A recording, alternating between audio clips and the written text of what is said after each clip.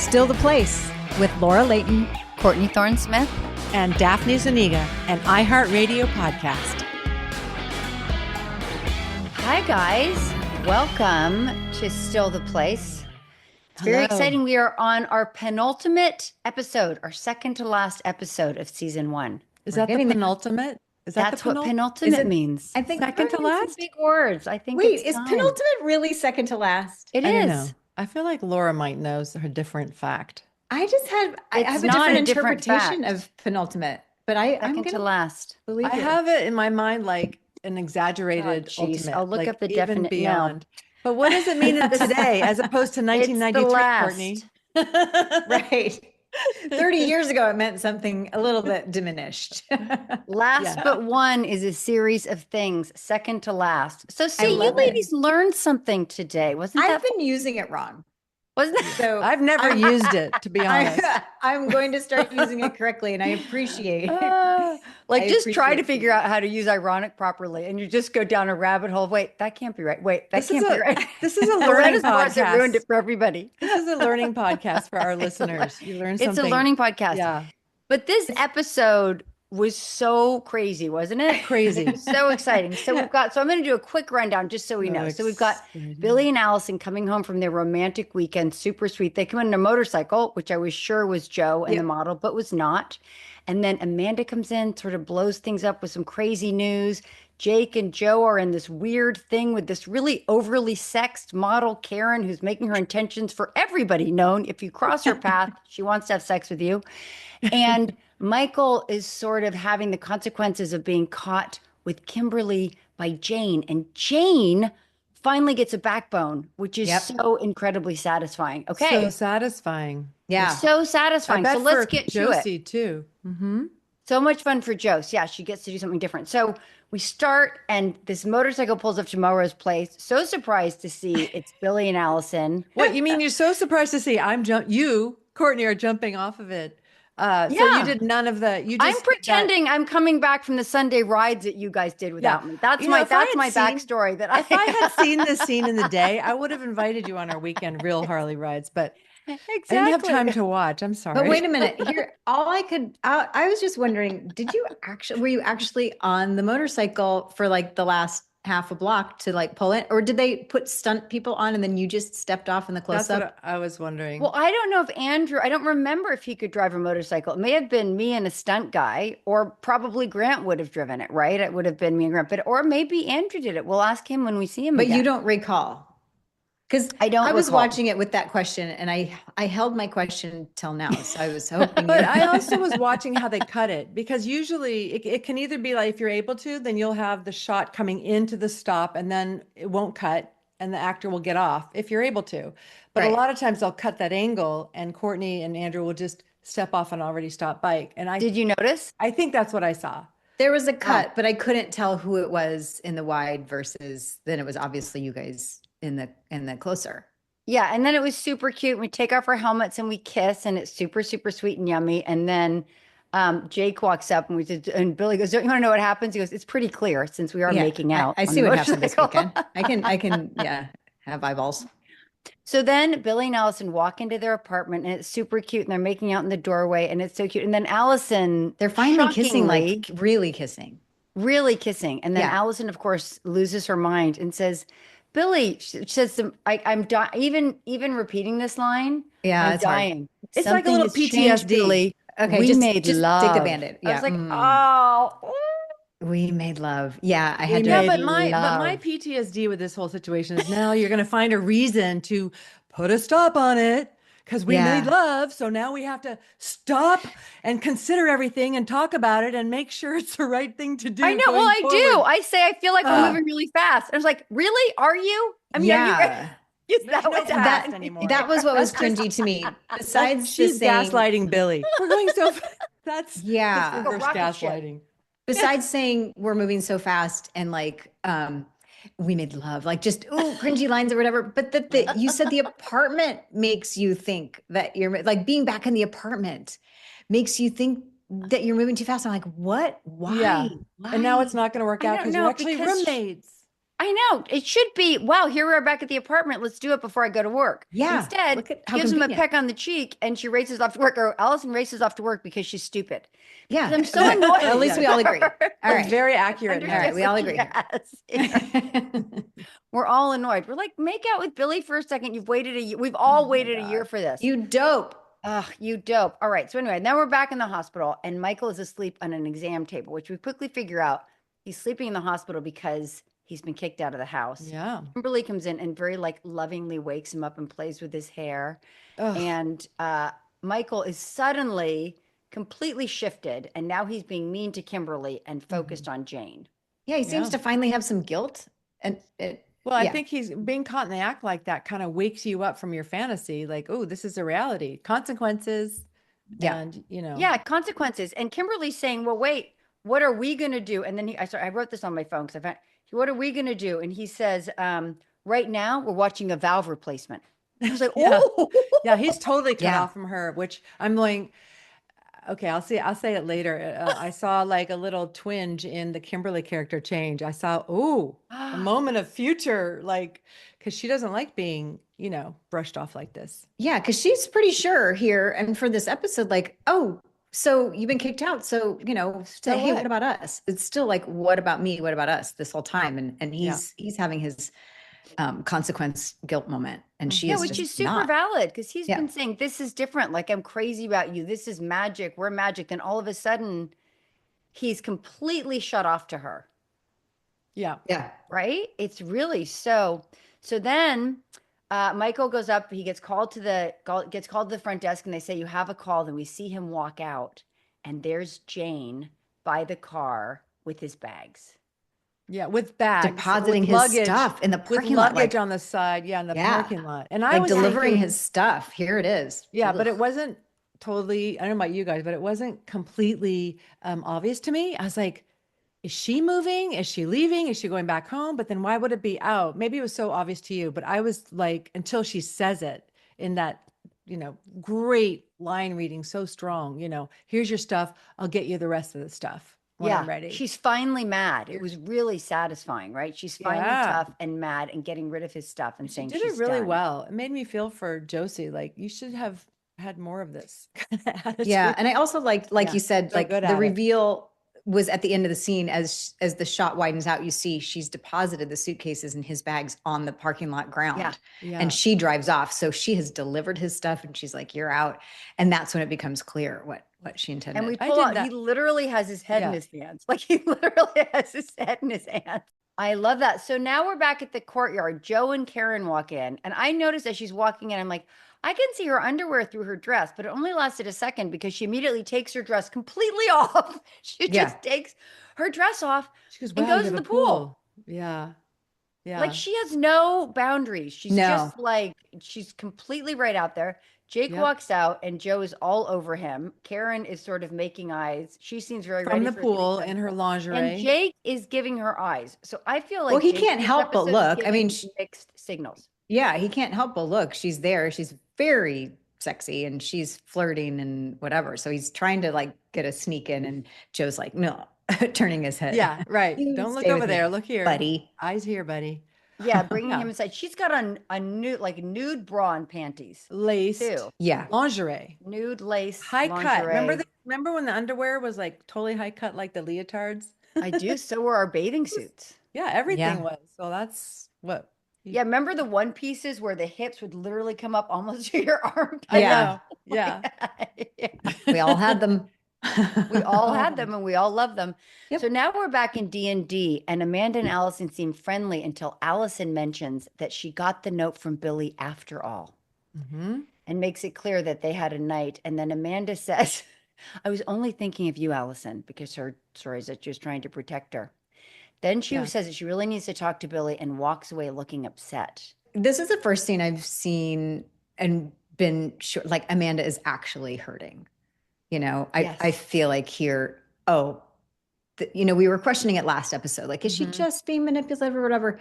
This is the scene where I felt like, no, she felt like she lost and it's sad for her. She feels bad. They're still writing her with some vulnerability, which was cool. But the top of the scene was so great because Courtney, I mean, it must have felt so good to finally play that as opposed to like, oh, what are you doing? Oh, you're one-upping me again. You're like, you say literally, it worked out.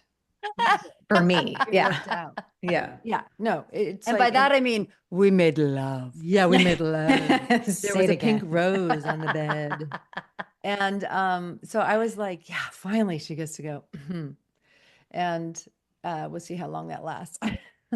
No, it was super satisfying to see it. And man, Allison gets about half a second to feel smug. Yeah. So let's enjoy Yeah. that little half a second for her. And I also thought, I agree with you that Amanda seemed authentically vulnerable and gorgeous. Yeah. Like, I'm like, she's never looked better. Mhm. And this should be my moment of victory. But I've got on this great big red suit and she's got on, like, come on, give me this. But well, come on for you because you're as big as that red suit was, it was more svelte than the other suits you had. There was less fabric on this one. I felt like it was pulled in a little tightly and it was kind of like shaped your shoulders a little bit.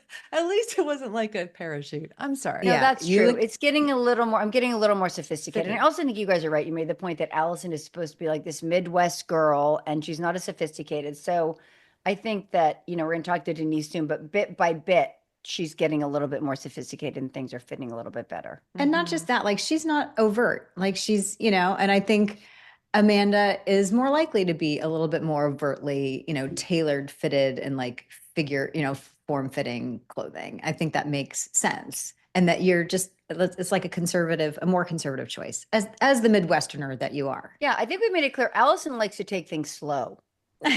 Yeah. I And think she we likes to made that make clear. love.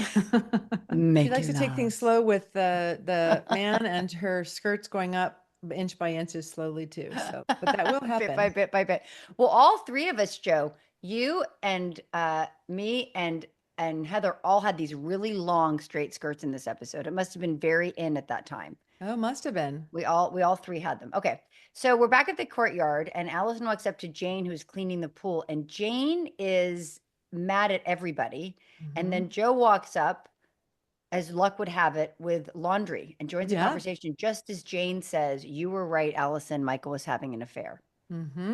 But didn't Jane look cute in this like Yeah. thermal top with those pink little roses and cut off jean shorts? And she's like Adorable. cleaning the pool and she's like, Michael's not around. You come to me with any issues. I'm looking after the apartment building now. And she just walks off like she's taking care of business. I just loved it. She's taking care of everything. Yeah. Yeah, I loved it. Yeah, Yeah, she was she's tough. And adorable. she goes, "I'm fine. It'll be great." You're like, I don't know that I completely believe you, but she did look gorgeous.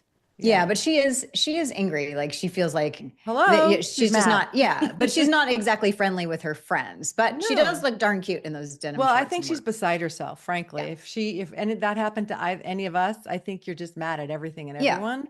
She It gets wasn't to be like there. it wasn't embarrassed, like an aimed at us, really. It was just like, I'm taking care of stuff. I'm cleaning the pool. You need anything, come to me. I'm out. Yeah, and you she feel gets to be mad, stupid. Like she for feels sure. stupid and ashamed and embarrassed. And even though she didn't do anything wrong. It's a No. horrible feeling. Yeah. Yeah. Right. And I think she's playing it just right. So Yeah. Perfect. now we're back in Escapade magazine and Billy's coworker Cameron is teasing him about not being a good copywriter, but Billy is writing what looks like a poem on his computer. I'm just going to stick a pin in it. Just stick a pin in the poem. Mm-hmm. And we see Cameron notices Amanda walk in. He goes up and hits on her. And she comes to Billy and gives him some news. Yeah. So Amanda showed up at Billy's workspace looking hot as ever as well. And Cameron notices it. Wow. Okay. And her news, tell us, the- Courtney. Yeah. Tell us her news. Oh, I was going to let one of you guys do it, but she says in his workspace of all places in the open space, she tells him that she missed her period and took a home test. And it looks like she's pregnant. Yeah. And that she still has to confirm it with her doctor. Yeah. But her timing. based on the home test. Yeah. Her timing, she waits till after you guys and Yeah, and Billy has sort of no reaction, sort of a maybe Stunned. shock, yeah, stunned. I maybe think so. Stunned.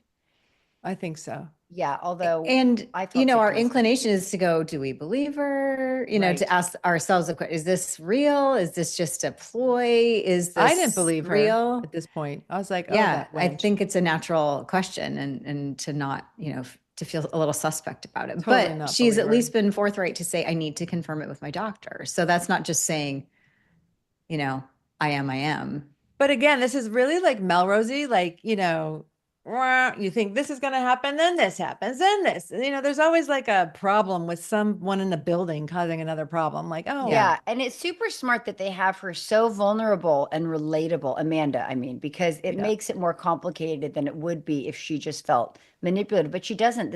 Heather does a great job in this Yeah. because Mm-hmm. she's kind of the one we're rooting for. Is Alison is super annoying. So speaking of annoying, Billy comes back into their apartment and Alison is making dinner and does not kiss him when he walks in. I'm just so annoyed with her. Like, didn't you guys just make love for the first time? Yeah.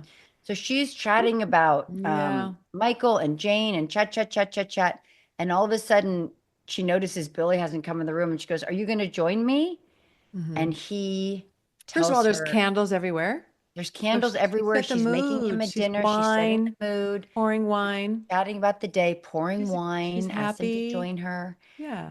And then Billy comes closer and tells her that Amanda is pregnant. I think Amanda is pregnant. It's not sure. Oh, Yeah. God. I And know. and Allison She's also tells everywhere. him about the Michael and Jane news. So like she Right. thinks, oh my God, I've got this big news for you. Michael and Jane, have split and she's kicked him Moved out. out. And he's like, no, I need to tell you I this. can trump that. Yeah. Yeah. And I've got Amanda's something pregnant. more important. And then Allison looks devastated. And Billy pulls her into a hug. And over his shoulder, she says, "It just isn't fair." Yep. Which he's Clearly, right. it's about It's her. not. It's true, but I mean, honestly, it's kind of not about her right now. But Although, I don't know. I mean, I just felt like Billy was a little wishy-washy. He could have been more comforting. Like if it were Jake would be like, hugging her hard and understanding her. He's just more mature. And then saying, look, nothing's going to get between us. I will that's so take care of true. this. You're my number one. Don't even worry about it. Let's go make love. You know what I mean? Like he would and I just felt like, Billy, do more. But that's They part don't of say enough. Billy and yeah. Allison never, ever, ever say what they're actually thinking, ever, ever, ever. It's very, very frustrating. Yeah, the writers definitely gave Billy a pickle. Like you could see that he was in a pickle But right he away. doesn't say it. He doesn't say Right. this is hard. He just gets really quiet. And Yeah. that's a horrible feeling to be with somebody who just gets quiet. By So, not saying enough, you say a lot. yes, exactly. So now we're back in Jane's apartment. It's Jane's apartment now because Michael isn't there. And she's just crying. It's heartbreaking. She's Yeah, just she's so crying and good. letting the phone ring and ring Mhm. and ring. So And cutting sad. back and forth between Yeah. Michael in a hotel Not room even trying to back and reach her. forth. Then we go to Michael's hotel room and Mhm. he's on the phone and there's a knock on the door and he gets up and fixes his shirt and you get the sense that he thinks maybe it's Jane. Well, he's hung up. He's hung up the phone first. So he's on it and no one answers and then he hangs up, right? Doesn't he? Yes. Okay.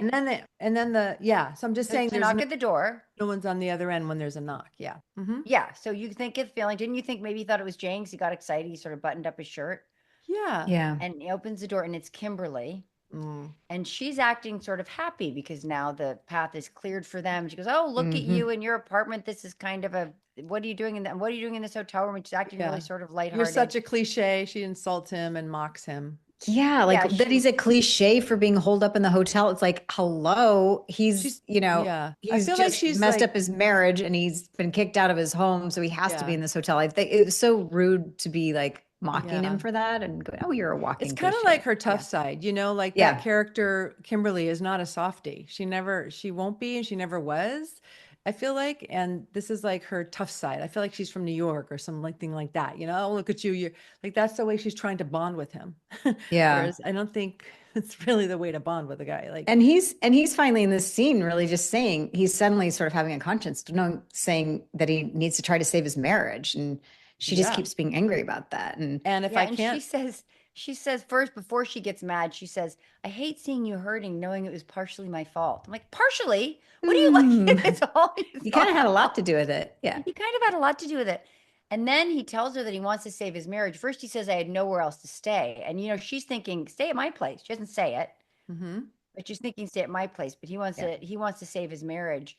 And he And he says, says, "Kimberly, you're out of line." he says very clearly to her, if I'm going to try to save a marriage, and if I have a chance with it, I can't see you.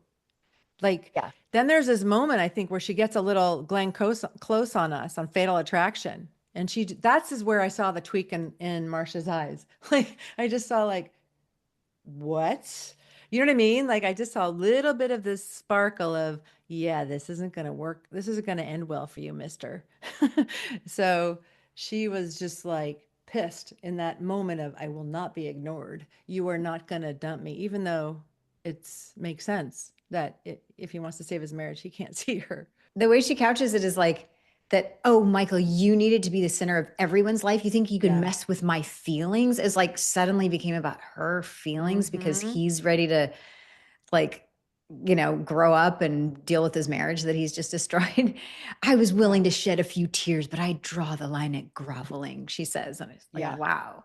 But also he did sort of woo her, and all of a sudden it's just a flip is switched. Yeah. Right. He went from hot to cold so fast. And I think she's confused. Like, she's like, well, wait a minute. This is our clear road.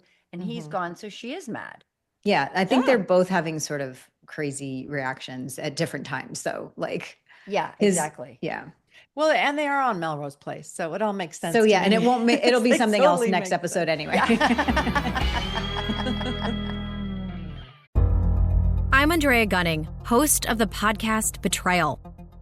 Police Lieutenant Joel Kern used his badge to fool everyone, most of all, his wife, Caroline. He texted, I've ruined our lives. You're going to want to divorce me. Caroline's husband was living another life behind the scenes. He betrayed his oath to his family and to his community. She said you left bruises, pulled her hair, that type of thing. No. How far would Joel go to cover up what he'd done? You're unable to keep track of all your lies, and quite frankly, I question how many other women may bring forward allegations in the future. This season of Betrayal investigates one officer's decades of deception, lies that left those closest to him questioning everything they thought they knew. Listen to Betrayal on the iHeartRadio app, Apple Podcasts, or wherever you get your podcasts. Yo, K-pop fans, it's your boy Bomhan, and I'm bringing you something epic. Introducing the K Factor, the podcast that takes you straight into the heart of K-pop. We're talking music reviews, exclusive interviews, and deep dives into the industry like never before. From producers and choreographers to idols and trainees, we're bringing you the real stories behind the music that you love. And yeah, we're keeping it 100, discussing everything from comebacks and concepts to the mental health side of the business. Because K-pop isn't just a genre, it's a whole world, and we're exploring every corner of it. And here's the best part. Fans get to call in, drop opinions, and even join us live at events. You never know where we might pop up next. So listen to the K Factor on the iHeartRadio app, Apple Podcasts, or wherever you get your podcasts. This isn't just a podcast, it's a movement. Are you ready? Let's go.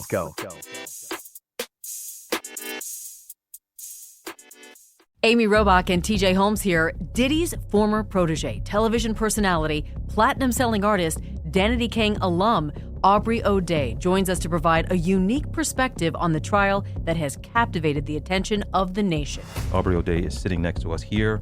You are, as we sit here, right up the street from where the trial is taking place. Some people saw that you were going to be in New York, and they immediately started jumping to conclusions. So can you clear that up? First of all, are you here to testify in the Diddy trial? Aubrey will offer her opinions and expertise based on her first-hand knowledge from her days on making the band as she emerged as the breakout star. The truth of the situation would be opposite of the glitz and glamour. It wasn't all bad, but I don't know that any of the good was real. I went through things there.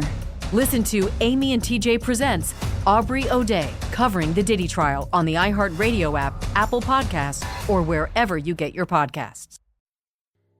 I know a lot of cops, and they get asked all the time, have you ever had to shoot your gun?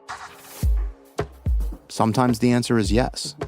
But there's a company dedicated to a future where the answer will always be no. Across the country, cops call this taser the revolution. But not everyone was convinced it was that simple. Cops believed everything that Taser told them. From Lava for Good and the team that brought you Bone Valley comes a story about what happened when a multi-billion-dollar company dedicated itself to one visionary mission. This is Absolute Season 1, Taser Incorporated. I get right back there, and it's bad. It's really, really, really bad. Listen to new episodes of Absolute Season 1, Taser Incorporated, on the iHeartRadio app, Apple Podcasts, or wherever you get your podcasts. Binge episodes 1, 2, and 3 on May 21st and episodes 4, 5, and 6 on June 4th, ad-free at Lava for Good Plus on Apple Podcasts. The American West with Dan Flores is the latest show from the Meat Eater Podcast Network, hosted by me, writer and historian Dan Flores, and brought to you by Velvet Buck. This podcast looks at a West available nowhere else. Each episode, I'll be diving into some of the lesser-known histories of the West.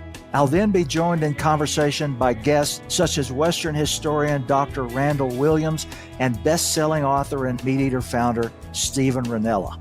I'll correct my kids now and then where they'll say when cave people were here. And I'll say, it seems like the Ice Age people that were here didn't have a real affinity for caves. You know? So join me starting Tuesday, May 6th, where we'll delve into stories of the West and come to understand how it helps inform the ways in which we experience the region today. Listen to The American West with Dan Flores on the iHeartRadio app, Apple Podcasts, or wherever you get your podcasts. Yeah, the last thing she says to him is, I think you're threatened by anyone who's your equal, which is such an interesting thought for him. It's like, are you saying that Jane's not an equal, Yeah, she is. Yeah. And she's so young, right? Because he's older and she's older. Kimberly's older, so she was saying that. Yeah. So then we're back at Billy and Allison's apartment, and Billy comes out of his bedroom, I think, in his boxers, and he sees Allison. She's already out the door. She's leaving in another bright red suit. So there's drama coming. She leaves in a bright red suit, and Allison runs into Michael in front of the building. In his car.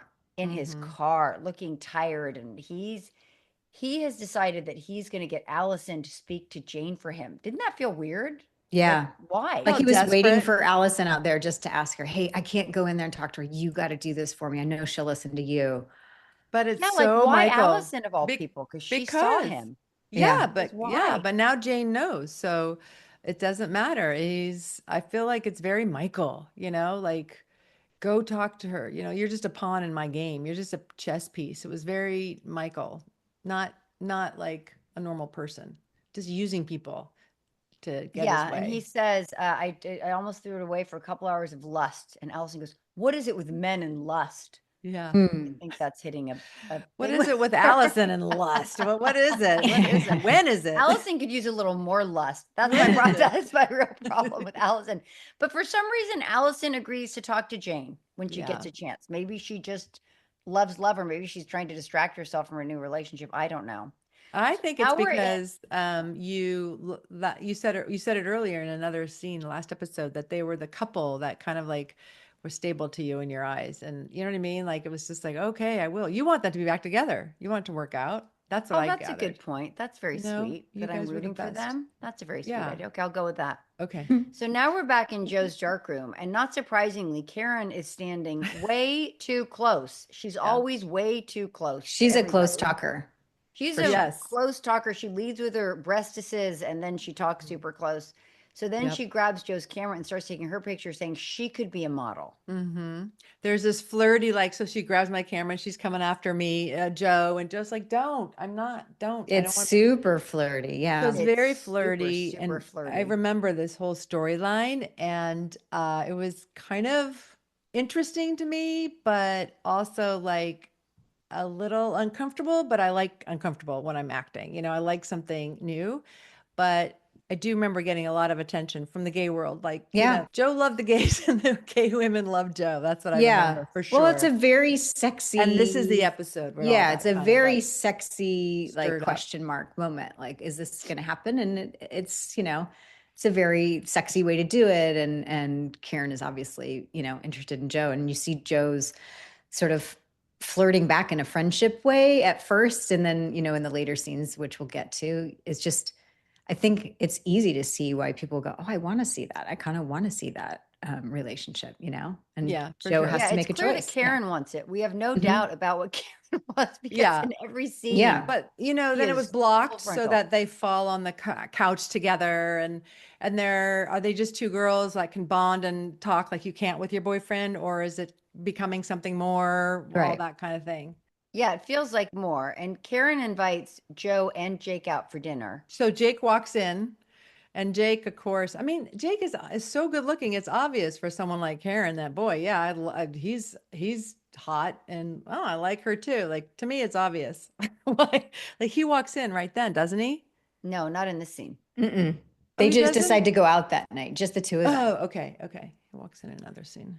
Yeah, so they're all going to go out and they're going to invite Jake. You say Jake doesn't really dance, but whatever. So all of a sudden he's coming out on your girls' night, and Karen clearly just wants everybody there all the time. So now we're back at D&D, and Amanda is trying to talk to Alison, but Alison is furious until she gets so excited. She sees Billy walking. She goes, "Billy, hi," until he tells her that he's there to take Amanda, or she tells them that he's there to take Amanda to that doctor. Mhm. You had some great lines, Court. You said things like, you know, I don't want to hear it, and I don't want to hear your business. It's not I don't want to know. You had to say like 3 times right to Heather's face. I do not want to, like you just were putting her in her place. You'd had enough, which I don't know. I got to see the future seasons of, because your feud and your dynamic with Amanda goes on for years, doesn't it? Yeah. And I got to see it's more even now. Boom, boom, boom, boom. And you were just like, I've had it. And you know, you got the boy, and even though she's tried to take him away again, but I liked it. It wasn't just Amanda on you. And also Amanda is telling Alison in this scene that it wasn't something that she planned, and it wasn't meant to be a trap. Like she, you know, she acknowledges that Alison might be feeling those things and says it's not. And whether or not Alison wants to believe that, she's still like, I don't even want to know. Yeah, I don't want to know. But it's the reality that Billy's come to step up and take her to the doctor is like, oh. And for seriously, Alison. couldn't they have met downstairs? Like, couldn't they have met? Like, not on Melrose Place. You And need to make it also- extra uncomfortable. but also, isn't this something you should tell your partner? Like, by the way, I'm coming to take my ex-girlfriend to the doctor for her Yeah, pregnancy. there's no Just heads up. communication. Just want to give you a heads up. Yeah. I'm going to come right up to your I'm desk. coming to your desk to take her out to Yes, take her not to to see you though, for the record. I'm coming to see my ex-girlfriend and take her to the doctor for her pregnancy. It was like, yeah. You guys aren't communicating, and then also the Michael and Jane are trying to learn to communicate better in this episode too. Like y'all are just not, 2 couples are just not communicating at all. yeah, nobody's talking. It's so frustrating. So speaking of bad communication, we cut right to a restaurant where Jane and Allison are at a table. Jane's there. Allison walks in. Jane is super happy, talking about how happy she is, how independent she is. And then Allison tells her, I asked you to lunch to talk to you about Michael. Like, Yeah. really? I would have been so mad if a friend ambushed me like that. Wouldn't you have been mad? Well, I didn't think I didn't think Allison's tone was ambushy. I think she was just like, I'm trying to do what I said I would do. Yeah. And it's like, you do what you need, but I just wanted to. You know, you weren't doing anything You like weren't saying like, really to, should. Yeah, to cut her down or destroy her. You were more just saying, hey, is there any way, you know, you guys, Michael wants you to reconcile. I'm just the messenger, you know, like. Well, but imagine this scene. So imagine your husband or boyfriend cheats on you, and you get a call from one of your best friends saying, I want to take you to lunch. So you meet them for lunch and you think, oh, good, I'm going to get some emotional support. And they say, listen, I'm here as a proxy for Butthead. Wouldn't you be mad? I would be so mad. Well, it depends on how you say it. She wasn't proxying as much as just saying, I'm a messenger for this information. Here's what I know to be true. And here's what he wants to reconcile. She's not saying, I want you guys to reconcile, and Michael and I are working on it, and, you know, I'm in on it. She's just saying, he asked me. In other words, it could be an expression of his desperation for her love. So to say, look, I'm just sharing you that he's You guys really are super on Michael's side. And he's a butthead. I think that's the part that was left out of the dialogue is that butthead wants to reconcile. That's what should have been said. Yeah. That's what I think that's what was missing. I could fix the line if we just did it that way. Well, I didn't mention how adorable her crocheted sweater, oversized crocheted, like handmade looking sweater was. Pink or mauve. Yeah, Jane. cute. we cut immediately to a restaurant at night where Michael is waiting for Jane. Wasn't that like such a fast cut? There was no You're thought. good. So She's going from meal to goes meal. directly from lunch to dinner with Michael, and he says there's a table. She says, let's just walk. Michael immediately starts with this new personality we haven't seen, telling her that he loves her and misses her, and he asks for forgiveness and another chance. He's a new Michael, sweet and contrite. And what do you think of new Michael?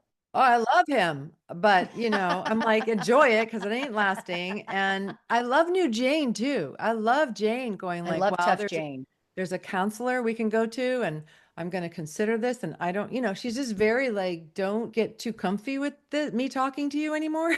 We'll see. You have to do this. You have to go to a counselor with me. You have to. So she brings that up to him. I'm not sitting down with you. We're not going to pretend everything's fine. We're going to walk. I love that Jane too. Yeah. Yeah. And suggesting that they go to counseling, and she admits that she may never be able to forgive in the way that he wants to be forgiven. And you asked what I thought of Jean, the new Michael. I'm not sure. I don't know if I'm just biased because I know the Michael we're about to see is like, I don't know that I believe him. You know, I don't know that I trust him. Even when he's quick acting contrite, I'm like, do I trust this contrite? I'm trying to be unbiased, but I might be biased too. I just like him in this moment. Yeah, it's such a complete turnaround so fast. He does a great job. Like Thomas did a great job, but it's my head is spinning, right? I have whiplash from the change in personality. Yeah, because he was so firmly entitled to his affair before. Yes. He didn't seem like he was a reluctant participant. He seemed like he was so all in. Well, so he's to been go from dismissive that of level, Jane for so long. He's shaving. She's trying to kiss him. He's turned her down for sex more times than they've had sex. Yeah. So the abrupt, you're right. The abrupt extremes is. I mean, who doesn't like a contrite boyfriend? Who doesn't like a guy coming up and going, what can I do? Anything? Okay. Therapy. Okay. Here, I'm taking you to dinner. I don't know. I don't have a problem with that. I think it's great. I think it's awesome. Maybe go do a little bad thing again so you can be like this. I think it's great. All right. You go ahead and trust him, Daff. You go ahead. I didn't say I trusted him. I said I liked him right now. You go ahead. So speaking of troubled relationships where no one's communicating, Alison is at the bar Shooters drinking a martini. She's not happy with the olives. Billy walks up and Alison says, I assume from the long face that it's confirmed. Alison is pregnant. And she's already drowning her sorrows in that martini. And you have a great monologue here. Great monologue. You get up to leave. You look great with that martini. It's kind of like you're growing up and you're being hardened, this hardened woman or something. But then you get up and you have this great monologue. And I don't remember all the words except at the very end you say, we were so close. Yeah. Billy, we were so I kind of close. say a lot of very rude things that are none of my business about, but basically saying that she should get an abortion, which is kind of, Alison, that's not really your place to have a lot of opinions here. But she just, look, clearly she wants what she sees as a problem to go away, and she's mad, and she's just sort of spouting. But I agree. There's that moment of vulnerability at the end where she says, we were so close. And I think she just speaks for the whole audience and everything. And you say it so honestly and your eyes are watering and we're like, yes, you are so close. I know. I just thought it was great. It wasn't like one of these, Melrose has a lot of sort of defensive reactions to each other because we're all being screwed over one time or another. And then I don't know, Joe walks out mad, Jake walks out mad, you walk out mad. So I liked that it was just this vulnerable honesty that he has to deal with. Oh, that's a sweet way to say it. Look, she does love him, obviously. Yeah. It is then, the sort of the elephant in the room conversation. It isn't really her business, but she's asking anyway, wondering if Amanda even wants the baby. And then they're discussing the options that this might be an unwanted pregnancy. It's like making assumptions for Amanda that nobody's I don't know why you guys are saying it's not her business and she can't have none of her business. I think it's totally her business. I think she totally has a right to say, you need to take care of it. Amanda needs to take care of this unless you're going to go marry her. And, we're involved now and you've been wanting this forever and now you have it. And, I have an opinion. I think she totally has a right. I don't think it is like start speculating on Amanda's feelings, whether she wants a pregnancy or not, is like not theirs to say. Yeah. I think it would be Alison's place to say, Billy, where do you stand? Like, depending on what she chooses, where do you stand? That's right. Yeah, but she can have an opinion. And, listen, here, 30 years later, we're very objective and mature and this and that and the other thing. But in that moment, if you're in your 20s, I mean, no one knows what she has a right to say, and she should say this and should say that. Anyway, it felt real. It felt normal to me. It did feel real. Of course. She felt totally real. And she's upset and spouting off. I think it felt totally real. I agree with you. Yeah. Poor baby. So then, annoyingly for me, we cut to the marina where Billy and Amanda are walking and talking. And by the way, looking gorgeous, like a perfect couple. It's like they look way too good together. That's super annoying. I mean, totally. On the marina, right? Is this in the marina? Yeah, it was also a lovely They're setting. in the marina. Yeah. On the dock. Gorgeous setting. Perfect. And Perfect. Billy starts to tell her some of the options that Alison has mentioned. And Amanda says it's not a moral issue for her, but she's not open to abortion or adoption. She's very clear about it. She's going to have this baby. I know. I think so annoying. Yeah. And she says, I mean, she's really admirable. They're both talking about themselves. No one's thinking about the baby. But they're both talking about themselves as if this is just a thing, but it's really about us now. But it's going to be a human being in this world. Well, I think she's saying that. She says, I don't want you to feel obligated or sacrifice a thing. This is my responsibility. I never thought otherwise. She's going to step up. Yeah. I think she's saying, I'm going to have this baby and take care of this baby. She says, I'm not asking anything. Yeah. Because she has no idea that whether this child or not will want the biological father or any father figure. And she's just blatantly saying, like, whatever you decide to do. And I just felt like that was really irresponsible to have not even to have a discussion and just to, that's what I felt. Well, I think she's defending, right? So she's afraid. She doesn't want to be vulnerable. She says to him, you're off the hook, Billy. Go on with your life. Your romance with Alison, I'll be fine. I think she's feeling on the outside. She doesn't want to ask. I think if she thought he would be with her, that would be a very different story. But she knows he's in love with Alison. So she's in a terrible position.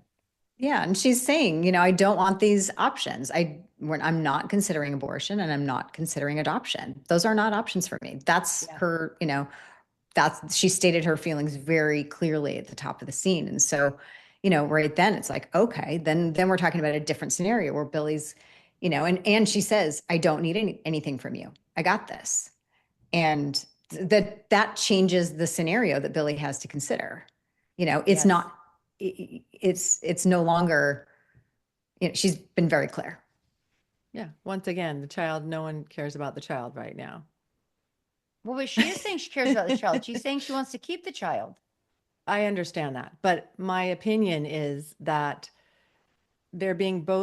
she's being self-centered. She didn't have a discussion with him. He's the father. He's the biological father. And he doesn't say to her, listen, this is Melrose Place. So I don't know why we're getting all serious about it, but I do feel like Amanda should add a moment. It's just such a moment. There's not even a moment of like, what do you want? Or what, nothing.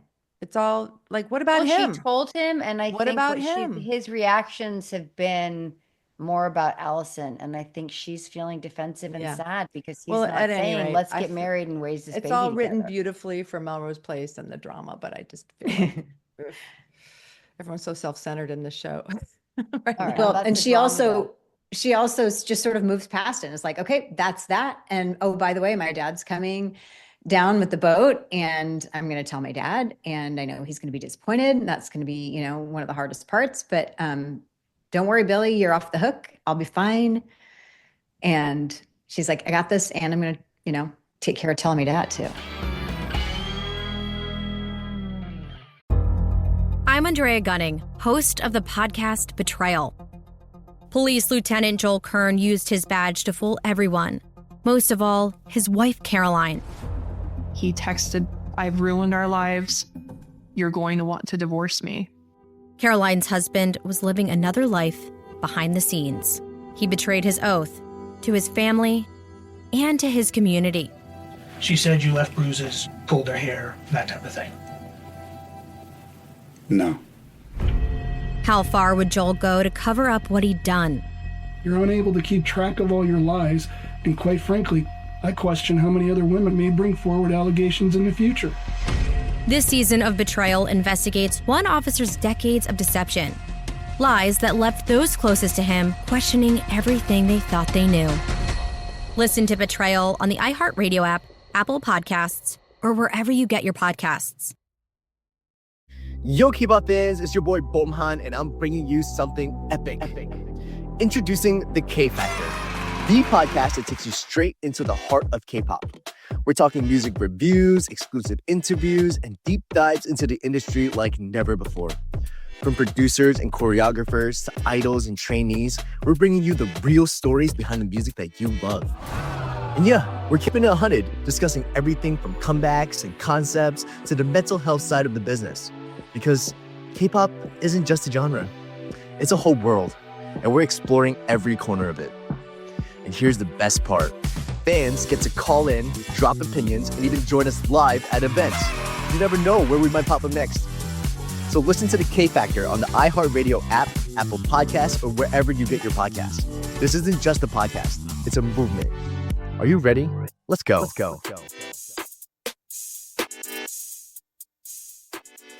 Amy Robach and TJ Holmes here. Diddy's former protege, television personality, platinum-selling artist, Danity Kang alum, Aubrey O'Day joins us to provide a unique perspective on the trial that has captivated the attention of the nation. Aubrey O'Day is sitting next to us here. You are, as we sit here, right up the street from where the trial is taking place. Some people saw that you were going to be in New York, and they immediately started jumping to conclusions. So can you clear that up? First of all, are you here to testify in the Diddy trial? Aubrey will offer her opinions and expertise based on her first-hand knowledge from her days on making the band as she emerged as the breakout star. The truth of the situation would be opposite of the glitz and glamour. It wasn't all bad, but I don't know that any of the good was real. I went through things there. Listen to Amy and TJ Presents Aubrey O'Day covering the Diddy trial on the iHeartRadio app, Apple Podcasts, or wherever you get your podcasts. The American West with Dan Flores is the latest show from the Meat Eater Podcast Network, hosted by me, writer and historian Dan Flores, and brought to you by Velvet Buck. This podcast looks at a West available nowhere else. Each episode, I'll be diving into some of the lesser-known histories of the West. I'll then be joined in conversation by guests such as Western historian Dr. Randall Williams and best-selling author and Meat Eater founder Stephen Ranella. I'll correct my kids now and then where they'll say when cave people were here. And I'll say, it seems like the Ice Age people that were here didn't have a real affinity for caves. So join me starting Tuesday, May 6th, where we'll delve into stories of the West and come to understand how it helps inform the ways in which we experience the region today. Listen to The American West with Dan Flores on the iHeartRadio app, Apple Podcasts, or wherever you get your podcasts. I know a lot of cops, and they get asked all the time, have you ever had to shoot your gun? Sometimes the answer is yes. But there's a company dedicated to a future where the answer will always be no. Across the country, cops call this taser the revolution. But not everyone was convinced it was that simple. Cops believed everything that Taser told them. From Lava for Good and the team that brought you Bone Valley comes a story about what happened when a multi-billion-dollar company dedicated itself to one visionary mission. This is Absolute Season 1, Taser Incorporated. I get right back there and it's bad. It's really, really, really bad. Listen to new episodes of Absolute Season 1, Taser Incorporated on the iHeartRadio app, Apple Podcasts, or wherever you get your podcasts. Binge episodes 1, 2, and 3 on May 21st and episodes 4, 5, and 6 on June 4th, ad-free at Lava for Good Plus on Apple Podcasts.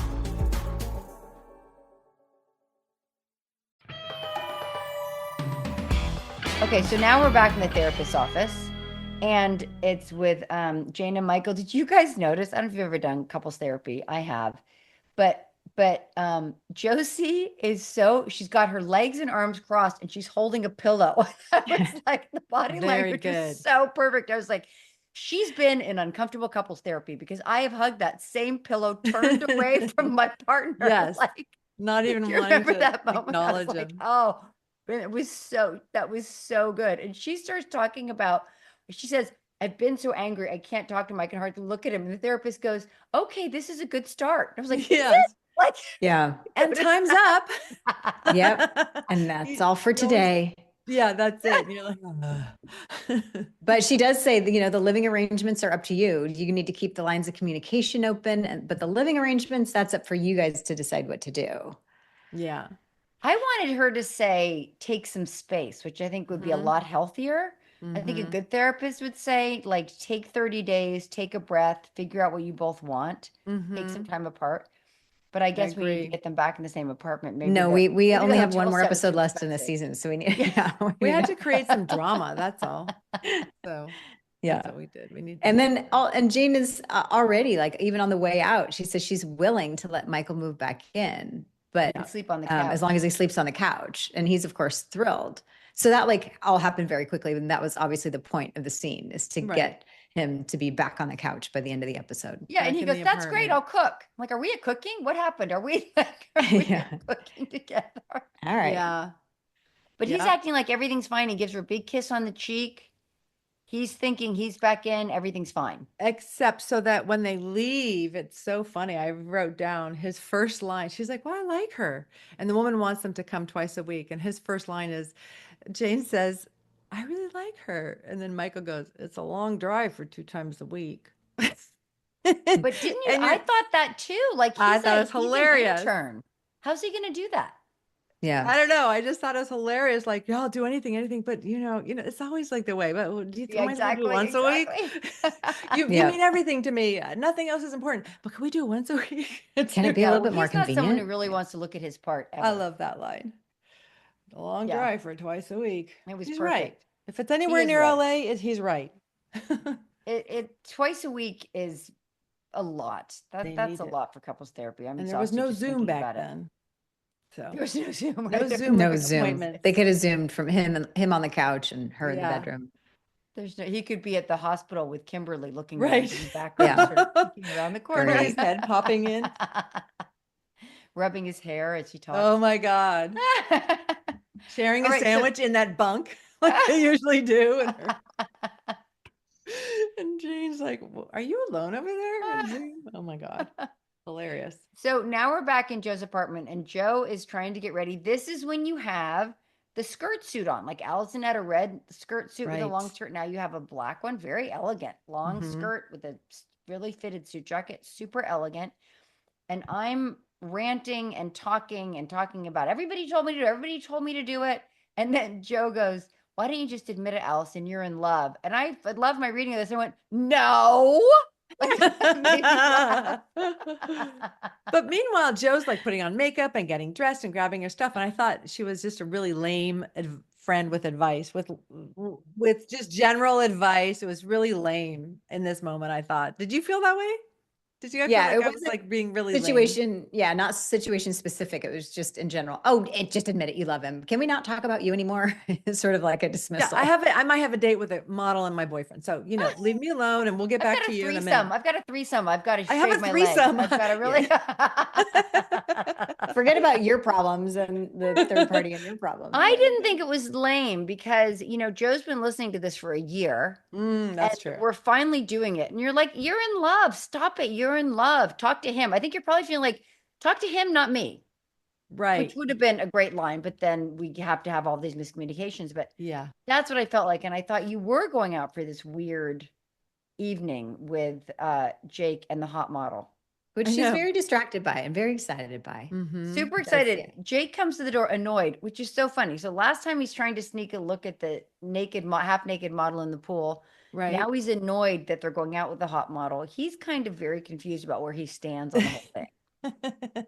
Yeah, exactly. Yeah. This is where he walks in and he's super cute. And Joe's like dying to share him with this model. And that's the part I don't get. Like, yeah, you know how every guy hates to share his girlfriend with a hot model.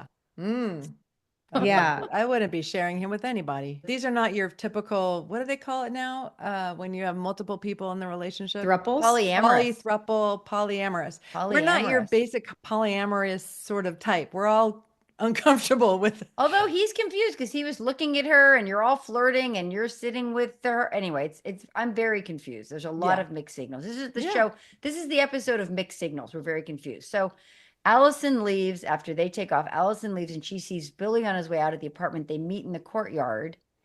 And again, nobody's communicating. And he goes, "I'm just going out for a bit." And there's this weird, awkward thing. And you don't ask him working on the where. Amanda situation, and he leaves without giving her a kiss. Yeah. Yeah, they're or definitely comfort, or troubled. telling her where, anything. Yeah, So it's horrible. so uncomfortable. Yeah. So now we're at the nightclub, and Jake and Joe are sort of snuggled up on the railing, and Karen is sexy dancing with dirty dancing, I guess we called it, with some guy by herself or some guy. Yeah. Near people. Who knows? She's actually with people, but she doesn't care who it is. She just goes. Yeah. She just rubs up against whoever's there. She goes and takes Jake out for a dance, and they're dancing too sexy, and Joe's trying to keep an eye on them. And then she takes him to the side and kisses him. And excuse me, he kisses her back. Yeah. With his hand around her head up against the wall. And Joe, you see the shot of Joe trying, there's hands and bodies, and you just see of her like trying to see what's trying to peek around and get a view of where they went. She can't see anything. Yeah. But it's not that far away. Right. It was just like around a corner or something. And she just grabs him, and Karen just grabs Jake and kisses him. And but he kisses her back. Yeah, he doesn't break away immediately. I wonder if that not only doesn't break away, like there's a super hot kiss between the two of them. And then she says, Joe won't mind. He goes, maybe I do. And I was like, well, apparently not. Because just after this one, then I mind. What was your line in the last episode? I saw you resisting her all over this damn place. His hand around her head. And you're like, yeah, I saw you not liking it at all, Mr. Liar. But then he does like push her away, and he pushes her away, goes to find Joe and say, we're leaving. And Joe says, I'm not leaving my drunk friend. Right. Smart. I thought that was caring. So she stays behind. It's like, she hasn't kissed me yet. So I'm not leaving, Jake. I'll let you know when I'm ready. You got yours. Yeah. So he leaves. Like he leaves Joe there with Karen, which I thought was so weird. Mm-hmm. Yeah, he made it more about he was more incensed that Karen tried to kiss him, like how dare she, and yeah, I'm out of here. He was very righteous kiss her about back, and then he storms off. Don't care what happens to Joe, but I'm out of here. But you know, they just the writers, we just needed now in the sexy environment, we need the two girls alone without Jake around. So that's what we got. They are alone. Yeah, on super the sexy. sofa. So now they're alone. So now we cut to Amanda's apartment, and Billy walks in, and I can't tell if Amanda's expecting him or not. She goes, hello, Bill. And he walks in, and there's Amanda's dad. And Billy takes Amanda aside and says he wants to keep the pregnancy quiet until he knows where he stands. Yeah. Yeah. That he hasn't decided what to do. So let's not talk about this yet. Yeah. I was so mad for Alison. I'm super uncomfortable now. So now, Daphne, we're back in the club. Okay, so we're sitting on the sofa, and hot Karen keeps leaning in and talking about Jake, or I don't even know what she's talking about. I'm just looking at my double chin going, bad position, Daphne Zuniga. Lift your chin up and stay in the profile. And she comes in for the kiss. And then right as it happens, I remember doing this, I turn away and she says, and Joe says, I'm sorry, it's just not me. I thought it was or could have been, but it's just not. And then Karen's like, well, you don't know unless you try it. She's like, no, I know. Anyway, so that's that moment. So do you think Joe was thinking maybe? Do you think that's why Joe stayed? Because she was thinking maybe? I mean, I guess, but I didn't see it in my performance. I didn't see it either. But the way you just said, I thought maybe it was me. I was like, oh, maybe she stayed. Yeah. I don't well, know. like if she thought that it was her, it wasn't apparent. Like, you know, the dialogue is, I thought maybe this was me, but like, what, you just wanted to get to that point, and then now that you are at that point, you're sure that it's not or whatever, but like nobody could see that you were really entertaining it necessarily. It was like, it was all going over your head until the moment that it happened. And then you're like, oh no, that's not what I'm here for or whatever. And in my memory of playing it, I thought Joe was interested and curious, but now that I see my performance, I'm like, you don't look interested. Like, you don't look like it could be you. She's very clearly. I think you played that for the episode. Like, I think there was a playing and the flirting, and you're letting her get close. So I read that in the episode. It was definitely like, you know, two beautiful women. It was sexy, and you're like, oh, is she gonna? And I would not have been surprised if you had kissed her. I would not have been surprised if the character Jake Joe did. had kissed her in that moment. Yeah, Jake did.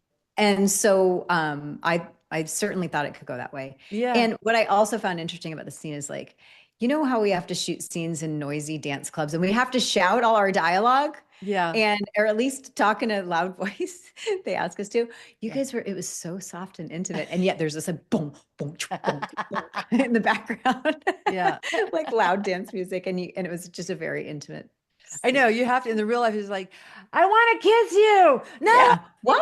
Me? I'm glad you guys, even flirting. if they made you, How do you know unless you try it? Like, awkward. And you know when you're doing it, they're not going to turn the music up high enough. You know when you're doing it, you're going to look like an idiot. You exactly.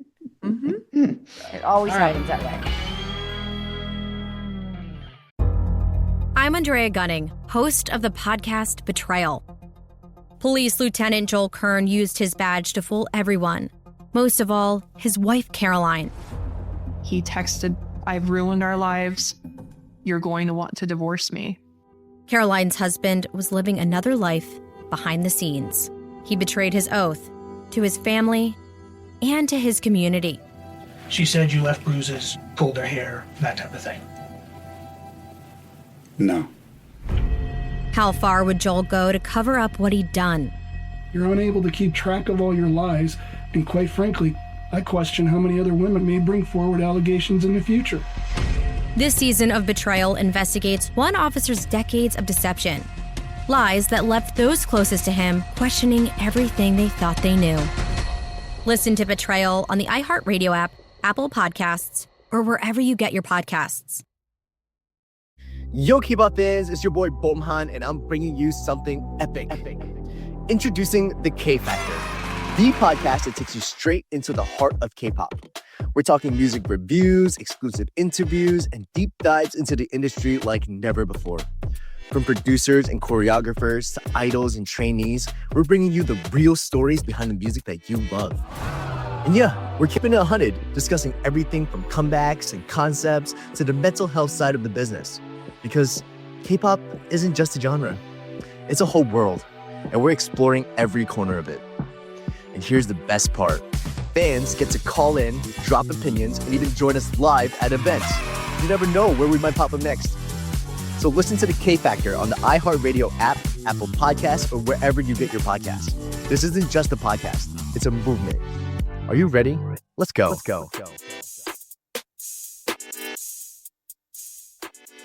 Amy Robach and TJ Holmes here. Diddy's former protege, television personality, platinum-selling artist, Danity Kang alum, Aubrey O'Day joins us to provide a unique perspective on the trial that has captivated the attention of the nation. Aubrey O'Day is sitting next to us here. You are, as we sit here, right up the street from where the trial is taking place. Some people saw that you were going to be in New York, and they immediately started jumping to conclusions. So can you clear that up? First of all, are you here to testify in the Diddy trial? Aubrey will offer her opinions and expertise based on her first-hand knowledge from her days on making the band as she emerged as the breakout star. The truth of the situation would be opposite of the glitz and glamour. It wasn't all bad, but I don't know that any of the good was real. I went through things there. Listen to Amy and TJ Presents Aubrey O'Day, covering the Diddy trial on the iHeartRadio app, Apple Podcasts, or wherever you get your podcasts. I know a lot of cops, and they get asked all the time, have you ever had to shoot your gun? Sometimes the answer is yes, but there's a company dedicated to a future where the answer will always be no. Across the country, cops call this taser the revolution. But not everyone was convinced it was that simple. Cops believed everything that Taser told them. From Lava for Good and the team that brought you Bone Valley comes a story about what happened when a multi-billion-dollar company dedicated itself to one visionary mission. This is Absolute Season 1, Taser Incorporated. I get right back there and it's bad. It's really, really, really bad. Listen to new episodes of Absolute Season 1, Taser Incorporated on the iHeartRadio app, Apple Podcasts, or wherever you get your podcasts. Binge episodes 1, 2, and 3 on May 21st and episodes 4, 5, and 6 on June 4th, ad-free at Lava for Good Plus on Apple Podcasts. The American West with Dan Flores is the latest show from the Meat Eater Podcast Network, hosted by me, writer and historian Dan Flores, and brought to you by Velvet Buck. This podcast looks at a West available nowhere else. Each episode, I'll be diving into some of the lesser-known histories of the West. I'll then be joined in conversation by guests such as Western historian Dr. Randall Williams and best-selling author and Meat Eater founder Stephen Ranella. I'll correct my kids now and then where they'll say when cave people were here. And I'll say, it seems like the Ice Age people that were here didn't have a real affinity for caves. So join me starting Tuesday, May 6th, where we'll delve into stories of the West and come to understand how it helps inform the ways in which we experience the region today. Listen to The American West with Dan Flores on the iHeartRadio app, Apple Podcasts, or wherever you get your podcasts. So now we're back in Billy and Allison's apartment. Allison is super sad on the couch. And I don't know how she knows this, but she says, why couldn't you just tell me that you were going to her apartment? How does she know? I don't know. Did she follow him? Because she didn't have Find My Friends. And so. Right. This is pre-Snapchat. We know. So we don't, yeah. I don't know how she knew, but she knows. And then Billy says, I didn't want to hurt you. But Allison is super upset. And she says, you feel obligated to her, fine, but what about me? You finally stand up for yourself. That you have an investment in this. Super upset. Yeah. Yeah. Just because you're not the pregnant one does not mean you are not equally invested in this whole debacle thing that happened. Yeah. And she's super upset. And then Billy says, finally, he says, can't you see that I hate myself for this whole pathetic mess? It doesn't mean it has to change what's going on with you and me. I'm not going to lose you. And then Allison, damn it, says, it's too late, Billy. You already have. And I was like, come on. Like there's no sense of them working through this together. Although I'm still mad at Billy for telling Amanda that he doesn't know where he stands yet. So I just have in my note, no, don't leave. You already. Yeah, I like the last scene when you say we were so close. Let's build on that. Yeah, exactly. So now we're on the street and Jake and Billy are walking. And Billy is kind of too casual about this, but he mentions that Amanda's given him permission to walk away. And Jake says, he mentions that he has a son and he gives him really good advice, which is if you walk out of this now, you don't get a second chance. That kid is hers. Yeah. And you might lose your chance at all with the kid. Yeah. And that he didn't have a chance. He wasn't even told. He wasn't given the opportunity. And he doesn't want Billy to have the same missed opportunity. Yeah. So we're sort of out on Billy thinking about that. And then we're back in Jane and Michael's apartment.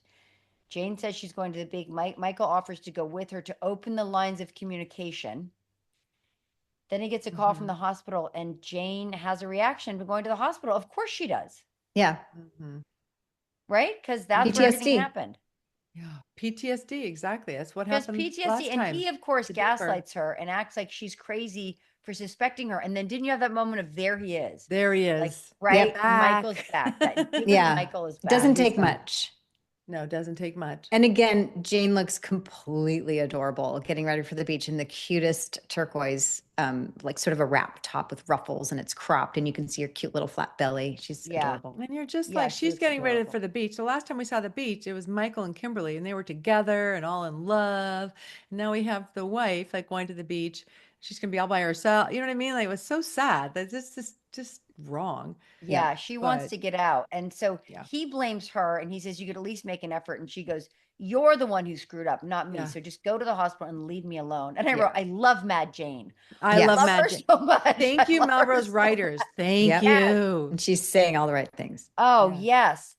So they get to the hospital and Michael runs in and there's an emergency and Kimberly's putting on a cast and she has this little perfectly placed spot of plaster on her beautiful skin, setting a broken arm, and then he wipes her face gently. And now they're flirting again. Yeah. Like the second Jane turns, he's back to his old tricks. I'm telling you, this happened so fast in this episode. And it was like the putting the plaster on the patient's arm together. It was like a little bit of a ghost moment. Did you guys get that? Like the you know, their hands are in the plaster and the whatever, and then looking at each other. Like that was enough for them to like, I see you.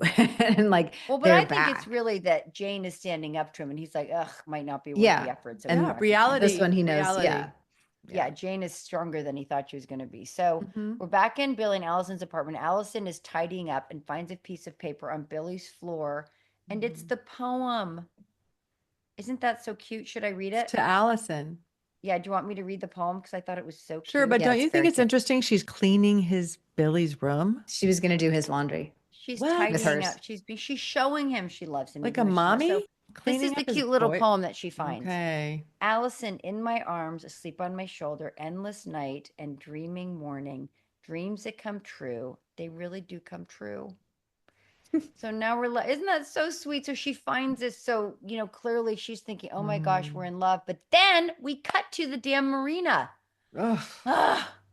And Billy approaches Amanda at her father's boat, and he tells her that he'll be there for her all the way through this thing. So what is this? So what does this mean, you guys? What is he saying? We don't know. Yep. Really? We Okay. don't know, but we're furious.